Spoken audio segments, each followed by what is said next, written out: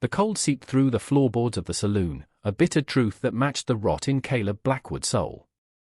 He stared at his cards, the painted kings and queens, a meaningless mockery of power. Across the table, railroad foreman Jedediah Thorne grinned, his teeth yellowed by tobacco and cheap whiskey.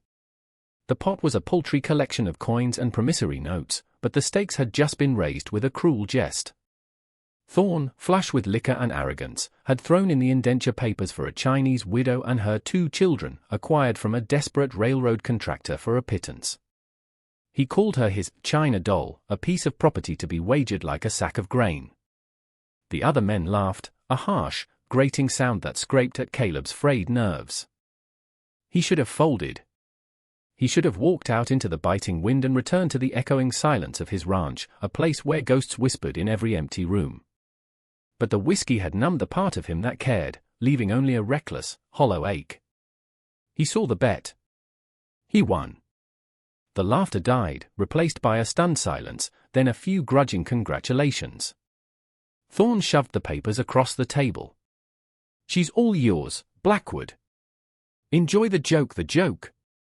That's all she was." A punchline to a story he never wanted to be a part of. He found her waiting by the general store, a small, still figure against the vast, indifferent landscape. 2 children, a boy and a girl with identical dark, solemn eyes, clung to the folds of her simple blue tunic. They were shadows, barely there. She did not look at him, her gaze fixed on the dusty ground as if she could find an entire world in its barren patterns. Caleb felt a surge of resentment, hot and sharp. This was not his doing. He was not a cruel man, not by nature, but grief had carved him into something hard and unfeeling. He had lost his wife, Lily, and their daughter, Sarah, to the fever 2 winters past, and the world had lost its color, its warmth, its meaning. Now he had 3 more mouths to feed, 3 more souls to haunt his empty homestead. He gestured curtly towards his wagon. "Get in." He did not offer a hand. He did not speak another word. The journey back was a study in silence. The rattling of the wagon wheels, the weary sigh of the horses, the ceaseless wind that swept across the plains, these were the only sounds. He could feel her presence behind him, a quiet weight, a silent accusation. He refused to look at her, keeping his eyes on the horizon, a flat, endless line that promised nothing but more of the same. He was a man living in a tomb of his own making, and he had just invited in 3 more ghosts. When they finally arrived, the sun was a bloody smear in the western sky, and his house stood like a grey headstone against the encroaching dark. It was a place where hope had come to die. The house was a shrine to sorrow, every surface coated in a fine layer of dust and neglect. A half-finished meal from days ago sat on the table, a testament to his apathy. The hearth was a black mouth, cold and empty. Caleb grunted, pointing to a small, windowless room off the kitchen that had once been a pantry. "There," he said, the single word a command and a dismissal. He expected tears, protests, perhaps a plea. He received nothing. The woman, simply bowed her head in a gesture of acceptance that was more unnerving than any outcry. She led her children, and Bao, into the small, dark space and closed the door without a sound. Caleb stood in the middle of his cold kitchen, the silence now heavier, more profound than before. He felt a flicker of something ugly, disappointment. He had wanted a reaction, a confirmation of his own misery mirrored in her. Instead, her quiet dignity was a silent rebuke. The next morning, he awoke to a strange and unfamiliar scent. Smoke. Not the acrid smell of a house fire, but the warm, earthy fragrance of burning hickory. He walked into the kitchen to find a fire crackling in the hearth, its light dancing on walls that were no longer grey with dust. They were clean. The floor had been swept, the table scrubbed. A pot simmered over the flames, releasing a gentle cloud of steam that smelled of rice and something savory, something alive. Mai moved with an economy of motion, a silent efficiency that was both mesmerizing and unsettling. She had brought order to his chaos, warmth to his cold. She had invaded his grief, not with noise or demands, but with the simple, persistent act of living. He watched her, his arms crossed over his chest, a fortress against the strange, unwelcome feeling that was beginning to stir in the frozen depths of his heart. It felt dangerously like a thaw. Her children were as quiet as she was, their small faces impassive masks. They moved like mice, scurrying along the edges of rooms, their large, dark eyes following Caleb's every move. He ignored them, just as he tried to ignore their mother. They were part of the transaction, the living embodiment of the cruel joke played upon him. But children are not ghosts, they are relentlessly present. One afternoon, Caleb sat on the porch, whittling a piece of scrap pine. It was an old habit, something his hands did when his mind was too full. He was carving a bird, its wings half spread, just as he had done for Sarah countless times. He didn't realize he was being watched until a small shadow fell over his work. It was the boy, Bao. He stood perfectly still, his gaze fixed on the sliver of wood taking shape in Caleb's hands. Caleb's hands froze. A wave of pain, sharp and visceral, washed over him. This was Sarah's bird. This was his sacred ritual of memory, and this strange child was trespassing on holy ground. He was about to snarl, to send the boy running, but Bao did something unexpected. He pointed a small finger at the carving and whispered a single, clear word in Chinese. Then he looked up at Caleb, his expression not of want, but of simple, unadorned recognition. A moment later, his sister, Anne, appeared at his side. She held out a treasure of her own, a single, perfect wildflower, its purple petals a stark splash of color against her pale palm. She offered it to him. Caleb stared from the flower to the two small faces, and the ice around his heart cracked. They were not asking for anything. They were offering.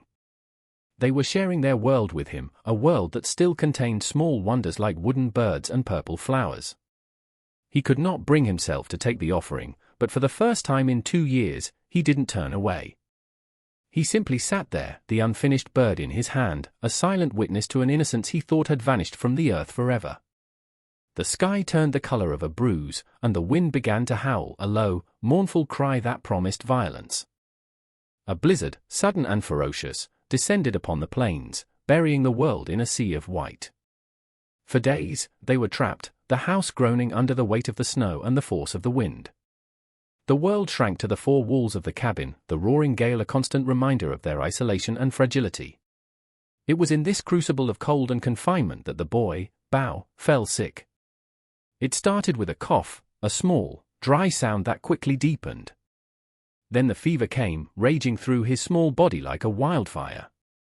He tossed and turned on his small pallet, his skin burning to the touch, his breaths coming in shallow, ragged gasps. Fear, cold and sharp, pierced Caleb's carefully constructed apathy. He saw not Bao, but Sarah, her body racked with the same fever, her blue eyes glazed with delirium. He saw his wife, Lily, her face a mask of helpless terror. The past was no longer a ghost, it was a living, breathing nightmare, replaying itself in his own home. He wanted to flee, to ride out into the storm and let it swallow him whole. But Mai's quiet strength held him captive. She did not weep or panic. Her movements were calm, deliberate. She bathed her son's forehead with snowmelt, murmuring to him in her soft, lyrical tongue, her voice a fragile shield against the storm within and without. Caleb found himself moving, acting. He chopped more wood, his axe striking the logs with a desperate fury. He kept the fire roaring, a bastion against the encroaching cold. He melted snow, brought her water, held the boy's trembling body when she needed to rest. They worked together in a silent, desperate dance, 2 souls bound by a shared terror.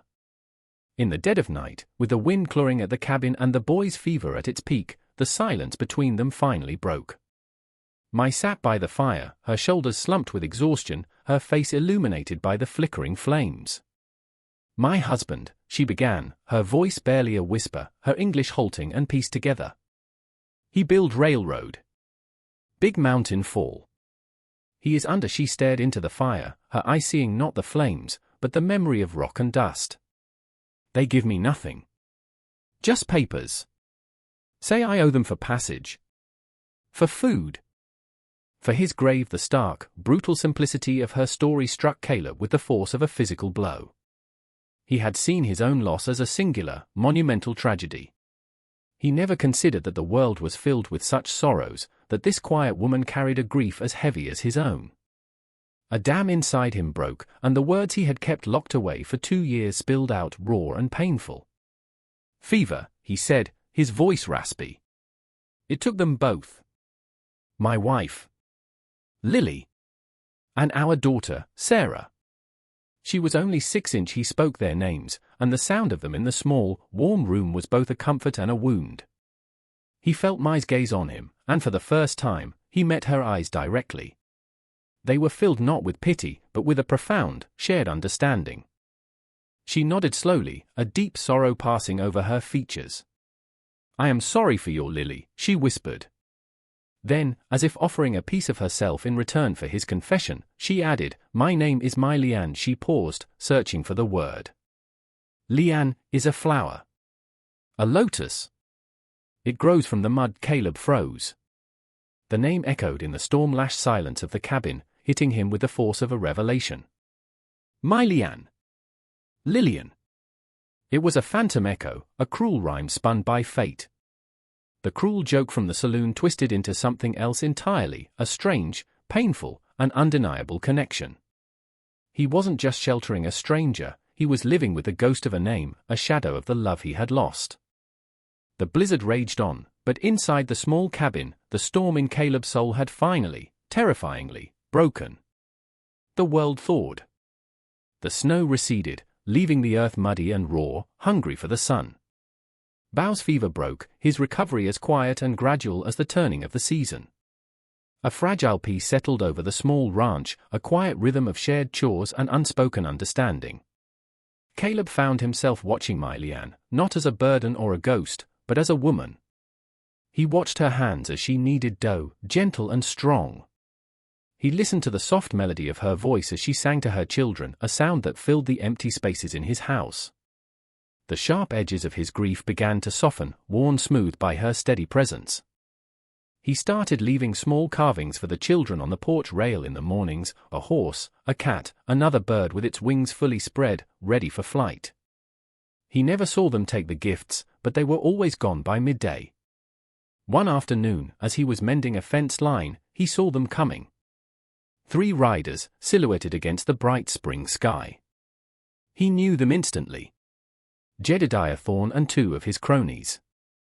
A cold knot tightened in Caleb's stomach. They rode into his yard, their horses kicking up dust, their laughter loud and unwelcome. "Blackwood," Thorne called out, his voice thick with condescension. "We got to talking. That poker game was just a bit of fun. We've come to take back the joke." His eyes raked over the cabin, landing on Mai Lian, who had appeared in the doorway, her children half hidden behind her skirts. A leering grin spread across Thorne's face. "Or maybe you can pay us for her keep. A man gets lonely out here." The old Caleb, the numb, broken man from the saloon, would have acquiesced. He would have handed her over, paid them off, and retreated back into his frozen silence. But that man was gone, melted away by a quiet woman's grace and the warmth of a fire in a cold hearth. He looked at Mai Lian, standing on the porch of the house she had made a home. He looked at An and Bao, their dark eyes wide with fear, and he felt a surge of something fierce and protective, a feeling he thought had died with his family. He walked slowly, deliberately, from the fence line to the porch, placing himself between them and the leering men. He didn't reach for the shotgun propped against the doorframe. His stillness was more menacing than any weapon. "She's not a joke," he said, his voice low and steady, carrying a weight that surprised even himself. "And she's not for sale," Thorne scoffed. "Don't be a fool, Blackwood. She's just property." A piece of paper. Caleb's gaze didn't waver. It was as hard and unyielding as the granite hills behind his ranch. "This is her home," he said, the words a declaration, a line drawn in the dirt. "And this is my family." The word hung in the air, solid and irrefutable. "Family." Thorne stared at him, searching for the broken man he thought he knew. He found a stranger, a man who had found something to defend, something to live for. There was a tense, silent standoff. The wind whispered through the new spring grass. Finally, Thorn spat on the ground, his bravado crumbling in the face of Caleb's conviction. "Have it your way," he snarled, pulling on his horse's reins. "But don't come crying to us when you get tired of your china doll." They wheeled their horses around and rode away, their threat swallowed by the vastness of the plains. Caleb stood his ground until they were nothing but small specks on the horizon. He had not won a fight with fists or guns, but with 5 simple words. He turned and looked at Mylian. Her face was unreadable, but in the depths of her dark eyes, he saw a flicker of something new. It was not gratitude. It was hope. Spring deepened into summer, and the land came alive. The garden Mylian had planted behind the house flourished, its neat rows of green a testament to her patient care. The scent of wild roses mingled with the smell of fresh-baked bread, and the house, once a monument to death, was now filled with the quiet sounds of life. Laughter, soft and infrequent at first, began to echo in the small rooms, mostly from the children, but sometimes a rare, low chuckle from Caleb himself. He taught Bao how to hold a whittling knife, their hands covering one another as they carved a small, clumsy horse. He watched as and helped her mother, her small face a study in concentration as she learned to stitch a seam. He was no longer just an observer in his own life, he was a participant.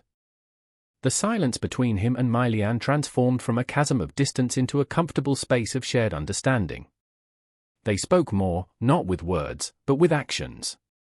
A cup of coffee left on the porch rail for him at dawn. A perfectly mended shirt laid on his bed. A bucket of fresh, cool water brought to her from the well without her having to ask. These small gestures were the bricks and mortar of their new life, building a foundation of trust and affection. They were 2 broken people, scarred by their pasts, who were slowly, carefully, learning to heal each other. They were finding that a family was not something you were born into, but something you could build, piece by piece, from the wreckage of what came before. One evening, as the sun bled gold and crimson across the sky, Caleb sat on the porch steps, polishing a small, simple ring. He had hammered it himself from a silver dollar, smoothing its edges until it shone softly in the fading light. It was not a grand jewel, but it was solid, whole, and made by his own hands. Mylian came out and sat on the step beside him, a respectable distance between them. They watched the sky in comfortable silence for a long time. The crickets began their nightly chorus, and the first stars pricked the deep velvet of the sky. Finally, Caleb turned to her. He didn't have the words for poetry or grand declarations. His language was one of simple, honest truths. He held out the ring. It lay gleaming on his calloused palm. "For you," he said, his voice quiet but clear. "If you'll have it. A promise. That this is your home." Always. Mylian looked from the ring to his face. His eyes, once so cold and distant, were now filled with a steady, quiet warmth. She saw in them not a master, not a savior, but a partner. A man who had faced his ghosts and chosen to live. Slowly, she extended her hand. He took it, his rough fingers gentle as he slipped the silver band onto her finger. It was the first time they had touched out of choice rather than necessity. Her skin was warm against his. It felt like coming home. They didn't speak another word. They didn't need to. They sat together on the porch, their hands now clasped, watching the last light fade from the sky. They were a man, a woman, and 2 children, a family forged in the crucible of sorrow and silence, now facing the future together under a canopy of stars. The cruel joke had ended, and in its place, a quiet, resilient love had taken root and begun to grow.